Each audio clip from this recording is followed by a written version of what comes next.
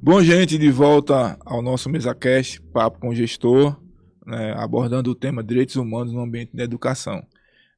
Contamos aqui com a professora Vera Braga, né, o professor Cledson, né, nesse bate-papo, nessa conversa, nessa roda de conversa, né, está sendo importante, está sendo interessante a gente participar desse momento agora tão rico e tão grandioso. Professora Vera, dando prosseguimento, né, ao nosso papo aqui, nossa conversa, professora Vera, quais são os principais desafios enfrentados, né, na implementação das diretrizes da educação em direitos humanos nas nossas escolas, né, tanto da rede estadual quanto da rede privada? Então, é importante a gente pensar, sobretudo, que a finalidade principal da educação em direitos humanos é promover a transformação social, né, e uma mudança equitativa, a partir de alguns princípios, como fortalecer a dignidade humana e reconhecer as diferenças e as diversidades. E aí eu traria como um grande desafio exatamente o reconhecimento dessa diversidade, porque a gente precisa compreender que a escola ela é plural, assim como a sociedade como um todo, né? E que a diversidade chega a todo momento na sala de aula. Então, pensando numa visão interseccional, a gente precisa garantir e respeitar a condição humana, seja em relação étnico-racial, a questão de orientação sexual, a questão de credo, religiosidades, a questão territorial. Então, a gente precisa reconhecer essa singularidade, acolher e reconhecer. Por quê? Se a gente não reconhece essa singularidade, né, dessa estudante, não tem como a gente garantir uma educação integral e de qualidade. Então, eu traria, né, concluindo, como o grande desafio das escolas hoje para uma cultura de paz, para uma convivência harmônica, saudável e cidadã, é reconhecer a condição humana identitária de cada cidadão, de cada cidadã, seja em relação a gênero, porque isso tem a ver, não é, com a incidência da não violência, porque não é possível que daqui a 10 anos vai estar a gente aqui nesse estudo verdade. discutindo as violências na Isso é escola, verdade. porque isso tem a ver com erradicar o machismo, o Isso. patriarcado. Então, a gente precisa reconhecer, né, as identidades de gênero, e a escola tem que discutir isso, assim como tem que discutir a educação sexual, o cuidado com o corpo, desde a primeira infância. Então, eu traria essa pauta, essa agenda, né, urgente, que é de respeitar as características identitárias de cada pessoa, de cada cidadão, de cada cidadã. Correto. É um desafio mesmo, né, que a gente tem que enfrentar durante o dia a dia dentro das nossas escolas, né, porque a gente tem uma pluralidade de pessoas dentro de um ambiente escolar. Sim. Né, então a gente tem que saber respeitar toda essa diversidade. Professor Cledson, gostaria que o senhor, se pudesse nos citar exemplos de programas de sucesso, né, que são implementados pela Secretaria de Direitos Humanos, pela Gerência de Direitos Humanos da Secretaria da Educação do Estado de Pernambuco. Como é que a gente poderia ter como exemplo, né, o senhor citar alguns exemplos dessas práticas que a gente chama exitosas dentro das escolas, né, com esse projeto? A gente tá até, quando eu escuto a palavra exitosas, eu lembro até de um outro gerente lá, que é o professor Romero, que é quilombola, também está gerente da gerência de quilombola, da educação quilombola, que ele fala de, poxa, Cledson, em reunião, vamos usar as experiências próprias pedagógicas inspiradoras, né? Isso. Aí eu fiquei, poxa, a gente fica insistindo nisso, mas olha, nós já estamos ano passado, né? E a primeira grande ação que a gente fez, não sei se eu falei no outro bloco, a gente falou dos bastidores, a gente pensou em fazer e fizemos a caravana da educação em direitos humanos. E o público participante dessa caravana foram a equipe de gestão das escolas. Nós passamos 3 meses viajando o litoral sertão para conversar com os professores de cada regional. Lembrando, para quem está chegando agora no podcast, as regionais nós consideramos como mini secretarias espalhadas do litoral sertão do estado de Pernambuco, porque elas são a representação da Secretaria da Educação. E a gente conseguiu chegar, levamos 3 meses e alguns dias, para dialogar com essa equipe de gestão, né? Porque a gente ficou pensando, vamos primeiramente conversar com a gestão escolar, para eles entenderem dessa diversidade que a professora Vera falou, né? Porque mesmo que o professor não compreenda, mas essa diversidade vai estar lá no ambiente escolar, está no nosso cotidiano, está na igreja, está na fila do banco, está na fila do pão, está no restaurante. Essa diversidade está aqui, então a gente vai ter que acolher. No final do ano a gente fez um seminário especificamente para cuidar das questões das relações étnico-raciais, que foi um seminário que a gente chamou de 20 anos da lei, 10.639, e 11 que fala da prática pedagógica da cultura africana e afro-brasileira no ambiente escolar, e o seminário de 15 anos da lei de 11.645, que inclui os povos indígenas, né? Já virando o ano, agora para 2014, nós temos um curso que chamamos de letramento crítico racial, né? E nosso primeiro público são os formadores de professores das regionais. Também está em andamento a formação dos núcleos de cultura de paz, também para enfrentar, para prevenir e enfrentar as violências no ambiente escolar. Temos também a escola sustentável, porque lembra que a gente tem educação ambiental, Isso. E o Como seminário isso, né? de educação para as relações de gênero, né? Que eles fazem um recorte, primeiramente, falam de currículo, então vai abordar como o currículo de Pernambuco, como o currículo escolar pode trabalhar as relações de gênero e sexualidade, e também tem um recorte de como promover gênero e sexualidade para os estudantes e também para o professor formador. Será que eu esqueci de alguma coisa mais?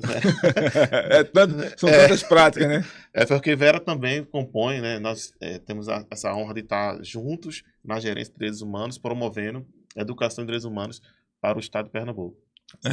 A gente vê essas práticas exitosas, né? A gente vai aprender outras nomenclaturas que significam as mesmas coisas. Assim, é só questão de nomenclatura, mas assim, a gente sabe que na prática são todas voltadas para um bem só, um bem único, que é essa questão de reconhecimento, essa questão de respeito. Eu volto a insistir nessa questão de respeito. Né, para com o outro. E aí, professora Vera, diante dessa situação, eu vou fazer uma pergunta que, assim, que tem a ver com o que a senhora falou anteriormente, né, antes do professor Clédson, mas eu queria que a senhora falasse com um olhar agora enquanto gestora, enquanto professora da rede, enquanto professora de curso superior, que a gente sabe que existe dentro das universidades esse tipo de desconsideração dos direitos humanos. Como é que a senhora vê essa diversidade cultural, étnica, social, dentro do ambiente escolar, dentro do ambiente universitário, né? Dentro da educação de Pernambuco? Como é que a senhora vê essa abordagem? Então, obrigada a pergunta, né? Bem propositiva. Então, a gente traz, né, o viés da interculturalidade. E aí a gente pensar numa visão contra-hegemônica dos direitos humanos, o que é que isso significa? Por exemplo, quando a gente for discutir a dignidade humana, a gente entender que cada povo, cada comunidade tem uma perspectiva, né, de dignidade humana. Então, a gente traria essa discussão intercultural para reconhecer a singularidade de cada grupo, de cada povo. Então, a questão étnico-racial, a gente pensar em todos os povos, pensar, por exemplo, o que é dignidade para os povos originários, para uma criança indígena, para os povos indígenas, o que é para os povos negros.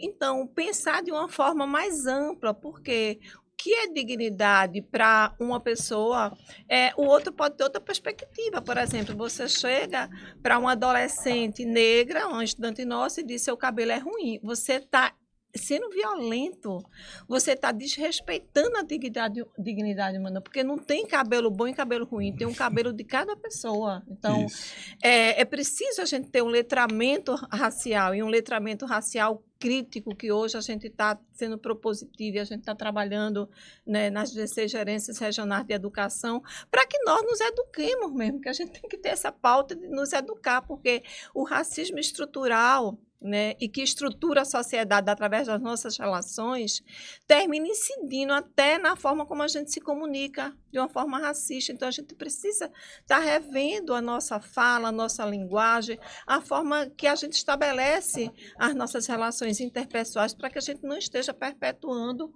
né, o racismo. Então, a gente pensa essa diversidade cultural, seja na educação básica, seja na educação superior, de considerar os vários grupos sociais, étnicos, culturais, e dar o lugar de fala, de protagonismo, né? E aí a gente traz também a pauta hoje da justiça climática, que isso tem a ver com o comportamento ético e político, porque a gente precisa estar dialogando com os nossos estudantes para, na geração agora, presente e futura, a gente passa a ter um compromisso socioambiental, porque essa crise climática que está aí não é uma questão natural, não, é ação humana. Então, a gente precisa estar... Isso também tem a ver com essa diversidade cultural, com essa discussão, porque se a gente não cuida do planeta, do ético social, como será a vida na Terra? Como é se a gente esgota os nossos recursos, né, naturais? Então, a gente pensa nessa diversidade cultural de uma forma ampla.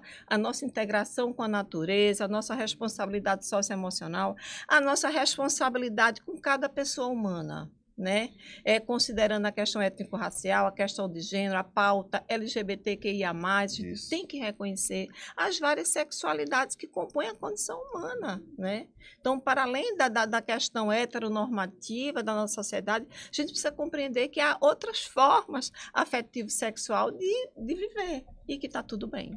Então, é nessa dimensão intercultural, respeitando a singularidade e a diversidade humana, que a gente leva essa pauta dos direitos humanos. Quando eu escuto isso, eu me reporto aqui a fatos que, na época que eu estava, né, gerenciando outras escolas, e que os nossos estudantes, né, viam essa pauta ambiental como se fosse fora do contexto. Né? Eles não levavam em consideração.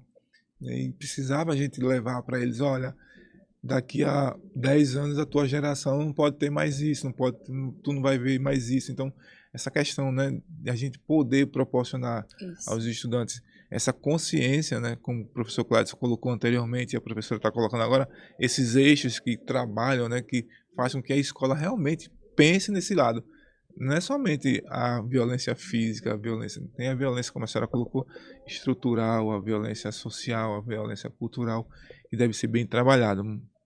Eu estou encantado aqui. Hoje tá. Parabéns. Professor Clédson, de que forma a educação em direitos humanos pode influenciar a formação dos estudantes, né, para a vida em sociedade, a cidadania ativa no contexto hoje, né, trabalhado nessa globalização tão forte, e essa questão digital que a gente sabe que nossos estudantes, eles são, né, fissurados, eles às vezes deixam de pegar o papel para ler e tal, e assistir, perder algumas horas da sua vida, né, que podiam estar fazendo outra coisa, que podiam estar, né, se comunicando através de pessoas, tá lá naquele TikTok, tá lá naqueles, né, nessas redes sociais. Como é que o senhor vê essa questão? Vera, eu lembrei da graduação. Eu tive a honra de ter a professora Vera como professora da graduação. A professora Vera tinha me falado antes. E hoje trabalhei com ela, e hoje trabalhando novamente. Isso é muito gratificante, Vera. Eu não lembro o nome do professor, que a gente, de daqueles simpósios que a gente fazia na graduação, que ele dizia que a globalização ele chamava de americanização. Só que hoje eu fico pensando que é para além da americanização, acho que é informatização, né? Porque isso eu acho que é um desafio para todo o planeta Terra. Acho que não é só para a educação de direitos humanos, né? Como você falou, as informações são muito rápidas, né? Então a gente, como adequar, né? Parece que um problema não só ambiental que ocorre aqui, seja com violência, seja com atrocidades, não está conectado com outra parte do mundo, né? Eu acho que aí vamos ter que juntar todos os especialistas em todas as áreas da ciência para pensar rápido, né? Porque parece que aquelas fórmulas que nós conhecemos, ou até as fórmulas que os grandes cientistas, sejam eles os clássicos, tradicionais, os atuais, mas parece que tudo que está sendo pensado, ele muda rapidamente. Por isso que eu considero que é um desafio. Agora, é claro, eu considero que uma vez a gente entendendo essa globalização, a gente vai avançar sim com a educação dos direitos humanos, sabe? E eu não lembro o nome estou esquecendo o nome dos autores dele, tem que anotar. Que dizia que a escola é de um século, não sei se vocês já ouviram falar, né? Os professores foram formados por um período teórico do século X, a escola foi formada com ideia de pensadores de outro momento, e os estudantes mudam o tempo todo. Né? E a nossa formação teve aquelas influências teóricas, né? Mas os estudantes têm interferência o tempo todo, como você falou, né? O TikTok, o Instagram, o Facebook, e outros que virão que a gente nem sabe, né? Isso. Então, uma vez a gente dominando, não acho que não seria não, mas entendendo, compreendendo como se dá essa, não é mais americanização, essa informatização da globalização, a gente consegue avançar. Porque é uma realidade que a gente não tem como correr. Olha aqui a gente no formato de podcast, Isso, né? podcast. Olha aqui a gente, né? Isso é o que tem de mais novo e vai estar sempre mudando. Uma vez que a gente compreende como esse mundo globalizado se dá, a gente certamente vai conseguir avançar mais. Mas eu considero como desafio, por isso que eu não tenho uma resposta tão assertiva, mas eu compreendo que é preciso reunir todos os cientistas, todas as áreas de conhecimento e para ficar atento, né? Desculpa falar, por exemplo, essa questão dos motores de aplicativo, né? A gente pensa que isso não tem a ver com a educação de direitos humanos, né? Então, quando a gente pensa que avançar com as ferramentas do passado, não sei se vocês acompanharam a reação de alguns trabalhadores que usam esse aplicativo, né? E aí eu fico pensando, poxa, olha aqui, veja, aquilo que a gente acreditava, que muitos de nós acreditamos, da forma de trabalho, parece que para esses novos trabalhadores não aceitam. Isso. Eu acho que não é mais uma imposição, né? É de fato negociação permanente, né? E eu acho que também a negociação permanente é uma forma de garantir a educação de direitos humanos. Não sei se a professora Vera quer completar, o professor Arnaldo talvez quiser completar. Eu fico admirado porque, assim, tudo tem a ver com pessoas, né? Então, essa questão, essa dignidade, seja ele da classe trabalhadora, seja ele da classe empresarial, né? Essa questão de valoração da pessoa humana, isso deve ser muito bem trabalhado, seja ele qualquer segmento de força de trabalho, mas também aquela força de trabalho intelectual, né? As redes sociais estão aí, nossos estudantes estão aí. A gente tem que, como o professor Cladson colocou, estamos aqui nesse bate-papo, mesmo uma coisa, né, inovadora, mas vamos aprender com isso e vamos fazer o melhor disso. Então, fazer com que os nossos estudantes, não sei se a professora Vera concorda, dentro das nossas escolas, que passem a utilizar esses mecanismos de forma salutar, de forma incentivadora, né, de forma que promova a educação, que promova a educação, que promova o diálogo, que promova tudo que for de valor para os nossos estudantes, né? Não, certamente. Eu acho que a gente precisa também do letramento digital. São vários letramentos. Eu acho que é importante, eu acho que inova, eu acho que aproxima. Eu me lembro da pandemia, como foi tão importante, né, essa ferramenta digital, onde a gente poderia chegar nas casas dos alunos e entre os colegas, enfim. Mas que não substitua a presença humana. Isso, jamais. Então, eu acho que a gente, né, buscar esse equilíbrio, eu acho que é o grande desafio, né, que a gente traga para os nossos jovens, para as nossas crianças. É uma ferramenta, mas que essa ferramenta ela não é substitutiva da pessoa humana. Valoração da pessoa humana, né? Isso é que é importante. A gente tem aí alguns minutos, né? E eu gostaria de finalizar dizendo assim, para a ETEPAC que está de portas abertas para gerência de direitos humanos, fiquem à vontade para usar e abusar da nossa instituição, do nosso espaço. Foi um prazer enorme estar recebendo a professora Vera Braga, o professor Cledson. Eu nos bastidores, falei, eu trabalhei do lado da sala da senhora, na época eu estava na agência, lá no Bloco A, trabalhava com a professora Vicência, então tinha a sala assim do lado, aqui é o pessoal de direitos humanos e tal. Né? E aí fiquei muito feliz quando eu soube que a professora Vera seria uma das nossas convidadas, na época ela era gerente, né? Então fiquei muito feliz. A gente tem aí mais alguns minutos, então em 30 segundos, né, suas palavras finais, suas considerações finais, professora Vera, né, professor Cledson, fiquem à vontade. Então, eu inicio minhas considerações finais com muita gratidão por esse momento, dizer do prazer de estar aqui professor Arnaldo, Cledson. É interessante que Cledson trouxe. Eu já fui professora de Cledson na graduação, né? Então, já fui gestora dele e ele agora é meu gestor. E isso é importante a gente pensar com que marcas a gente está deixando por onde a gente passa, né? E aí eu traria, né, como um recadinho, uma dica, porque não tem receita para bem viver, tem princípios. Isso. Mas eu traria, né, o princípio do bem viver dos povos originários, dos indígenas, né? O respeito que se tem pela pessoa idosa, pela criança, um pelos outros. Isso não quer dizer que é ausência de conflito, porque o conflito faz parte da diversidade humana, mas é a forma como a gente se direciona para o outro. E eu acho que o respeito ele é basilar em todas as relações, seja familiares, seja educacionais, seja em que âmbito for. Então, a gente garantir primeiro o direito de fala do outro, né? E aí podem ter discordâncias que são salutares. Faz parte. Mas, então, acho que o bem viver, a gente lembrar da finitude. Nós estamos de passagem, então eu sempre trago nas minhas falas a questão da finitude humana, a questão da interdependência. Nós só somos a partir do outro, a questão da alteridade. Não tem como a gente caminhar, não tem como a gente desenvolver a política pública, seja de direitos humanos, a política educacional, sem ser pelo coletivo. Então, a importância do coletivo, da interdependência, de juntar essas forças. Então, eu trago essa questão do bem viver, que a gente aprenda, que a gente faça esse letramento de aprender a conviver, né? E o bem-querer também, que eu acho que a afetividade ela é basilar na escola, nas relações.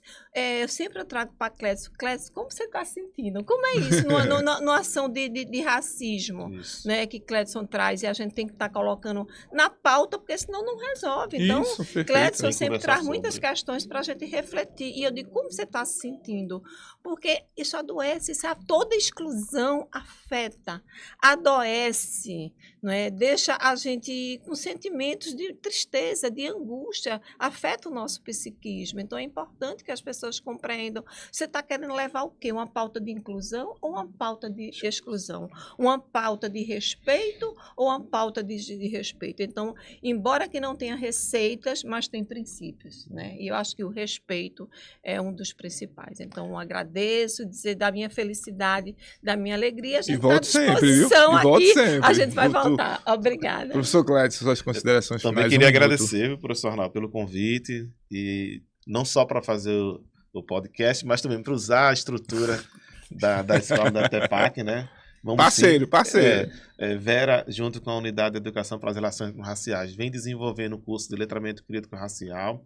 E a gente já vai fazer o desenho do nosso curso do podcast, né? Isso. Vou trazer aqui a equipe de Vera com umas 4 professoras técnicas que discutem esse tema.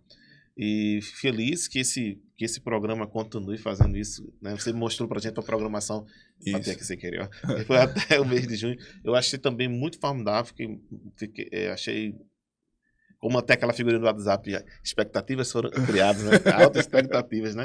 De saber, né, do quanto forte que isso eu percebo um ano enquanto gestor, viajando no litoral sertão, eu vivencio, experiencio e vejo como é potente a rede estadual, o professorado do estado de Pernambuco, sabe? E isso me deixa muito feliz, porque independente, como o Vera falou, nós estamos de passagem, independente de quem estiver na gestão, a gente sabe que nossos professores, eles são muito competentes, né? E eles não precisam que a gente dê recado, não. A gente só fortalece o que eles já fazem. Olha aqui, né? O que vocês fazem aqui, né? E com todas as outras experiências que quando a gente faz visitação nas escolas, né? E uma coisa eu queria encerrar aqui com um pensamento que também foi influenciado pela experiência da professora Vera, né? Mas essa semana eu estava revendo Grada Quilomba, aí também a conversa com Mirella, como a gente conecta os autores, né? E o professor Renato Nogueira, que é um dos professores também que discute a parte da teoria da afrocentricidade.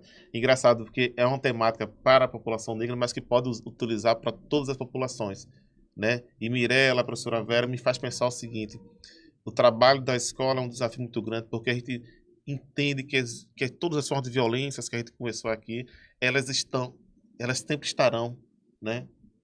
Mas só a gente, enquanto escola, a gente não pode permitir que essa narrativa da violência se consolide no ambiente escolar, né? E quando eu falo isso, eu não falo com esperança no sentido de ser utópico, né? Estou falando que é real, porque nós somos seres humanos e nós, enquanto ambiente escolar, a gente não pode permitir que essas narrativas se legitimem lá no ambiente escolar, né? Elas vão ocorrer fora da escola porque faz o nosso controle no ambiente social, mas enquanto a gente estiver no nosso lugar, que é a escola, né, que a gente não permita, né? Que essa narrativa se firme, né? Que a gente sempre faça enfrentamento, né? E aí, a professora Vera citou minha letra, enfrentamento, não enfrentamento físico, né? É um enfrentamento no que a gente tem de melhor, que os professores têm de melhor, que é o conhecimento científico, né? Que é o capital cultural, o capital intelectual, que faça enfrentamento no ambiente escolar, né? E conta com a gente também lá da Gerência de Direitos Humanos, com a Secretaria da Educação, na sede, né? Aqui eu já mando um abraço da nossa secretária executiva, Tássia Regina, da nossa secretária de Educação. Vamos trazer a nossa secretária, né? Praga, vai ser um bate-papo, né? Perfeito. Mas era isso. Felicidade pro programa. Convida a gente também para a gente socializar as experiências positivas do nosso inspiradoras, tá? Dos nossos programas. Bom, gente, a gente está finalizando mais mais um papo com o gestor, né? Nessa conversa, nessa roda de conversa. Hoje que foi sobre direitos humanos dentro das nossas instituições, dentro das nossas escolas. É um prazer, mais uma vez, professora Vera Braga, professor Cledson. Sejam muito bem-vindos e até o próximo Papo com o Gestor. Até sim, seja breve.